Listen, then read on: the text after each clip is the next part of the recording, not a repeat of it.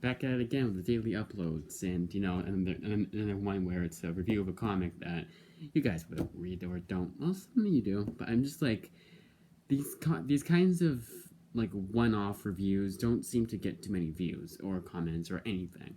And when I do, it's kind of funny because I'll do like a whole bunch of books. Like when I get the library books, like I said last video, a whole bunch of library books. They'll show those off, and we're reading a bunch of books, and then that gets views, that gets comments, and everything like that. And of course, the comic holes get a bunch of views and comments, but these don't seem to. But this is one of those. This is one of those kinds of things. I don't really like. It's not gonna affect me. I'm not gonna like stop doing these videos because of it. No, I like doing these videos, and hey, maybe later down the line, some of you guys do end up commenting on these videos or actually watching them or liking them. That's the one. It's the two ways I know that people are watching my videos or watch my videos is that I get likes and views. Of course, likes it could be just my theory is that people like it, so it's kind of there saved for later. So then they go to liked videos and they go through that cycle. Because it's killing two birds with one stone, putting it in a folder and also liking the video, supporting your fellow YouTubers. That's my half-baked, not half-baked theory, crackpot theory. But anyways, let's get on with today's review, and that is Contagion by Ed Brisson and done by a bunch of different artists. And honestly, it's all the same ad at the back on the back. And know that this does not all come out at one time. It's just the same ad. It's kind of weird. I don't think Marvel usually does that, if I'm not mistaken. I mean, yeah, I've seen this freshman ad for Axe body spray, and yes, I do use Axe body spray. And I always, I don't know if it's for you. I don't know if that's the same for you guys, but I always kind of found Axe that kind of thing that like I only wear because everyone else likes it, but like amongst like friends or whatever, family likes it, but friends are like, ooh, I don't know. It's like it's in society, it doesn't seem to be like the best kind of body spray. But anyways, this is a comic that I do like. It's one that I've read, like with Morbius, and just with Morbius, I only read The Closet once. I thought there was another comic that I reviewed that I read a lot. But I read this book a lot. I'm sorry, I keep distracted by my cat. I thought he was trying to go upstairs again, but as he was, I know the cats are fast, but I was like, he wasn't that fast. He was just over here, like over to the side, on the couch. But anyways, back to the video. So this is one I've read like a bunch of times. The reason for that is it's a pretty like solid comic. It's pretty like again like it's kind of hard to describe this kind of story, this kind of like not storytelling, but this kind of book. Like with Morbius, you can read this as like kind of a palate cleanse. It's kind of like junk food, but it's what reminds you of a solid comic. It's not like anything groundbreaking. It's not the Watchmen of events. Even though this wasn't technically events, it had no tie-ins. And I'll get into what I like about this event and like good, bad, and the ugly, of course. But my first initial thoughts, it's a good comic. I do recommend it, but it is like if you're paying $3.99 per book and it wasn't when it was coming out like me, I paid $3.19 like 20% off discount, but I was still basically paying full price, and I didn't mind that. And the reason why that is that I like the comic. When I know that modern comics, like the most like modern like they just came out like 2014 to now. I know that you're not gonna always get like the groundbreaking comic, but I at least want something at the very least that's entertaining, and that's what this is. It's a nice like romp. It's nice like the feel that they were going for. It's like an old horror movie, and well, it's not super horror. Like I think my mom could read this comic and not be scared at all. If it was a movie, she'd watch this and not be scared at all. My mom hates horror movies. Like Venom, she wouldn't go see. When that first came out, she's like, nope, not seeing that. That's how much she hates horror movies. But this isn't like a super horror comic. This is probably I don't want to insult the writer or anything like that, but this is kind of baby's first horror comic. And it's part of that reason is because it's Marvel. I'm not saying but baby would read this, you know what I mean? Like a good first thing into horror comics, this would be a good place to start. Especially if you like the characters that are portrayed here. Now, what are the characters? Well, these are the D-list characters. Of course, you got, I would argue this is a more B or A list. I'd say A list, Ben Grimm. But then you got like Iron Fist and Jessica Jones and Pei and all these other guys. I just saw this. Not saw this cover for the first time, but like, huh, kind of funny. And then you got your Electra. You got all these D-list, E-list, and sometimes F-list characters come to play. This cover is a lie, by the way. Most of the covers are not lies. So this actually happens, so is this, and that, and that. All this junk happens in the actual comic, except for issue 5, because some characters are on the cover that don't appear at all, or and not even mentioned at all. Now, I did mention tie-ins, so I always, but I hate tie-ins. I hate events in general. The reason for why I'm so skeptical to get into books, like get into new series, like so many new series, not just because, it's super expensive. Sometimes, a price of a book is, again, worth it because the book the story is actually good. And I know I'll read it more than once. This book I've read like 50 times. And that came out in like 2019, and I didn't start reading it, I want to say, until all the issues were out. They all came out on time. I think it was like weekly, I want to say, so it wasn't too terribly long. But I don't know when I had gotten it, because sometimes I wouldn't find the issue, and sometimes I'm going to the comic shop, I won't find the issue, or I'll be like week before the comic comes out, so like a month or whatever. I don't know if that was when I was getting. I don't know if I know that was when I was like I was working, so I would go almost every time I would go at a shift. I'd go to the comic shop almost every time. Again, I'd have like 2 days in a row, so I couldn't go the second day. I'd go the first day. But anyways, so the reason why I'm so skeptical to get into series, like amazing, let's say Savage Adventures. Savage Adventures I started on. I had the first 3 issues, and I was gonna like get the trade, and then this trade, and then catch up with the issues themselves. Like I've done with so many Image comics, like Department of Truth. Now, why didn't I end up doing that? Because, well, there was an event called Empire. And that involved the Avengers, the Fantastic Four, and Avengers and Fantastic Four. And I think it was one more. I could be wrong. I think it was 3. I think maybe I'm just thinking it because it was maybe X-Men, I'd say. But all those characters appeared, and it was very annoying because I think it was only thinking it was 3 characters because of Axe Judgment Day. That was Avengers, X-Men, Eternals, and you'll be getting Eternals review pretty soon here. I did finish that up yesterday. Probably tomorrow's review will be that. But anyways, so with events, there's a main event, which just is technically an event. So you get like the first 5 issues, all the 5 or 6 issues, how many issues it will be. Then 50,000 tie-ins. And yeah, Absolute Carnage, another book I've read 5,000 times. Or, yeah, I would say 5,000 times. I want to say not as many times as a Contagion, just because of how involved it is.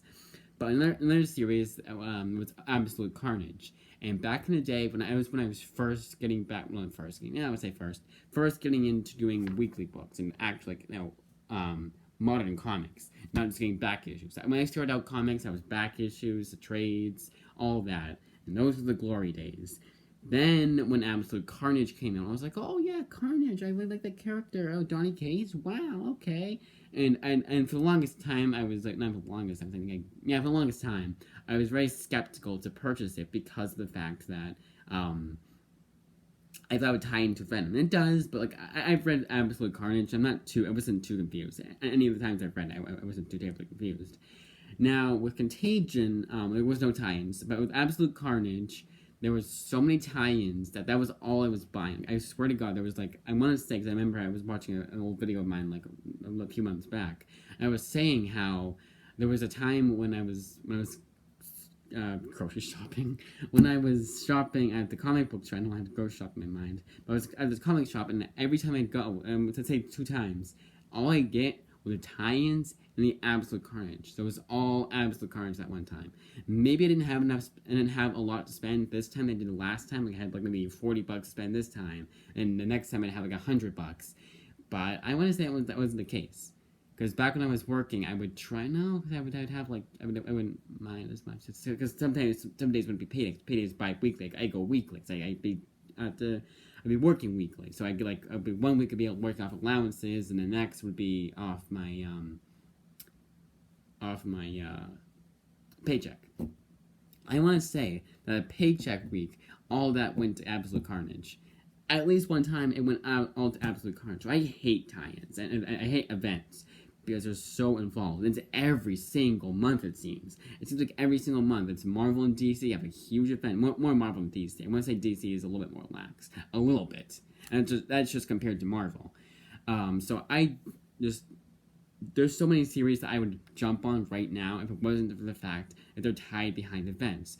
So I couldn't just read like Savage Avengers, whatever issues were collected in the trade that tie in with Empire. No, I mean, I get confused. I also want to get into the Dan Slott Fantastic Four. I don't know why, because I don't like Dan Slott's writing, but I do remember liking the first 2 issues when I read them way back in the day. Again, didn't pick that series back up because of the fact that there was a event. Same event of Empire. It's like I don't like it. And yeah, I don't have to get all the tie-ins, but this is Justin the Completist we're talking about here. I almost made that. I should have made that my thing, my YouTube name instead of this Justin Comics. And I like that. And it was one my cousin I had come up with. I think he vetoed Justin the Completist. I don't think he liked it. I mean, to be fair, it's not 100% clear if I'm a speedrunner or I'm a comic book guy.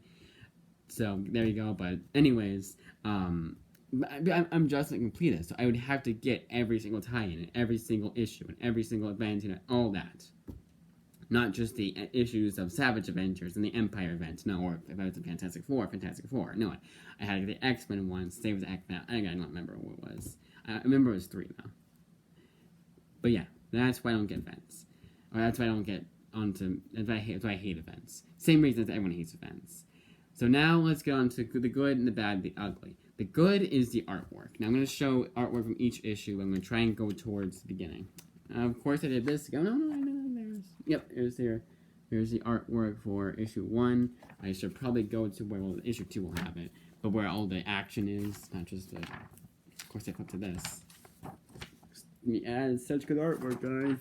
It's not the title screen or anything like that. But you know, it has good artwork. I don't want to show too much of the artwork, but pretty consistent artwork. Every issue was written by a different artist, and for the most part, and I never told a difference, but for the most part, I'm going off of a comic pop review. But for the most part, it's consistent. They noticed it at the end, towards the end, but I didn't, and I think it was kind of because like I'm not too, and I don't think this has anything to do with the fact that I can't see too well. Like I'm legally blind in one eye. I don't think it has anything to do with that. But sometimes I can't really tell like who's doing the artistry. I sometimes have to look up the credits and then say, oh yeah, it's that guy. You know, Alex Ross, obviously, Jack Kirby, obviously. But for the most part, I can't tell the difference. Of course, I can tell the difference between really Rossmo or Erica, the one that did Squirrel Girl. I can tell that kind of artwork between that and then something like this. Obviously, that's a big difference. But for the most part, like artwork in comics seems to be pretty consistent. It seems to be like it's not the same kind of artist, but the same kind of art style. You know what I mean? It's someone who actually was really, really into comics, but has been collecting comics since they were a kid. I haven't. I haven't been doing this for 10 years. Could tell you exactly what they mean. What I mean by that. But that's my everyman kind of speech. I think it's going to maybe the shadows, maybe the coloring. I would say it's a little bit of all that, and the penciling. Now the other good is it does flow pretty well. It's pretty consistent. It's not too wordy, not too boring. I cannot see anyone being bored with this comic. It flows so good that this was a comic that I could always rely on taking me only 10 minutes to read. If I wanted to come down here and play some Xbox and I still want to read a comic for that hour because I like to read at least one comic per hour, I could rely on this book taking 10 minutes to read and then be downstairs in 5 sometimes. So I can always rely on it being a quick little read. So if you're you want to read a comic and you want to read at least something, but you don't have as much time, I would say pick up Contagion. The third good is it does utilize its characters pretty well. There's some exceptions. I don't want to get into spoilers even for a comic that no one knows, but no one knows it, and no one can spoil it for you before I did. Unless you watch a comic pop review or someone else did it, covered it. But they do utilize the characters pretty well. There's a reason for why each character is introduced, other than it's mostly so Ed Brisson, so you know who what books Ed Brisson was reading, because Marvel comics, oh yeah, that character from that run, cool, you read that, it's kind of like a who's who. It's a pretty good, it's pretty nice, it's a pretty nice who's who. And I want more of this kind of storyline. I actually, like, as much as I hate tie-ins, I wish we got at least more of this. Like, maybe Contagion 2. You know, a sequel that came out after Contagion came out, or, yeah, after Contagion came out.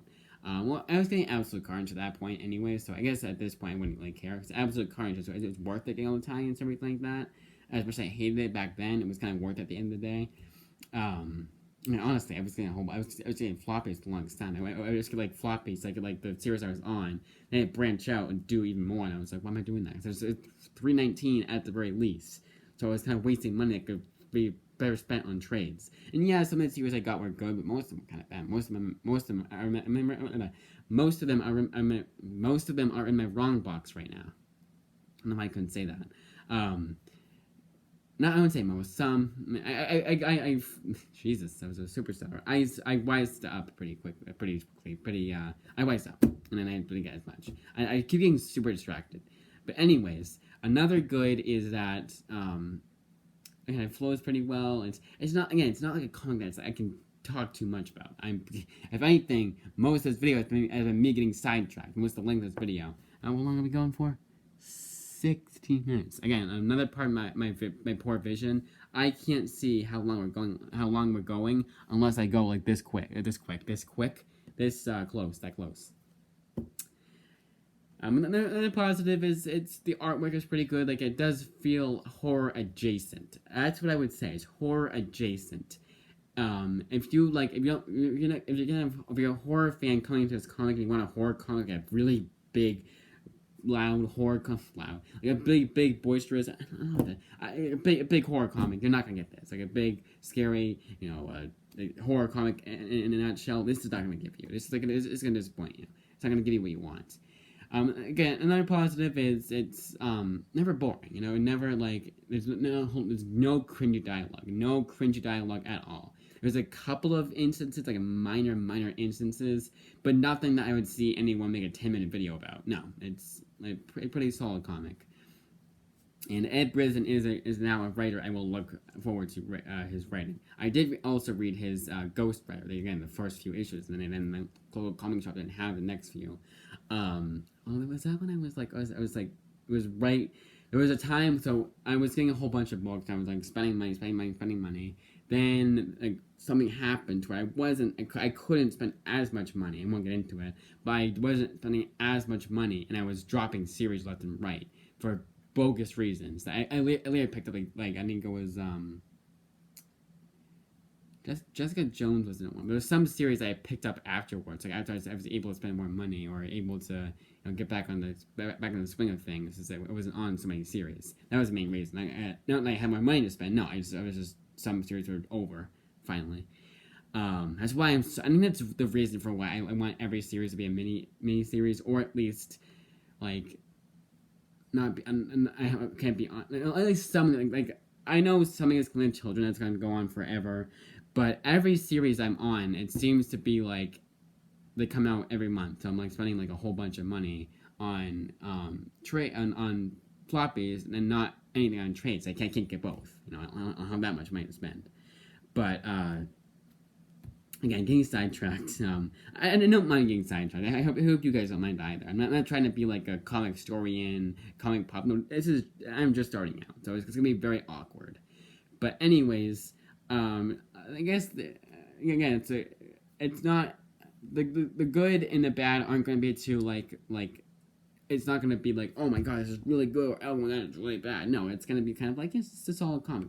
And the bad, I would say, I don't really have any bad, but it's not a perfect comic. It's not a highly recommend. No, it's just there's not too much to this story either. And it does actually, one bad is the ending is kind of like the end. It just goes very fast. It's like okay, that's it. All right, cool. It's not a disappointing ending. At least I wouldn't say it is.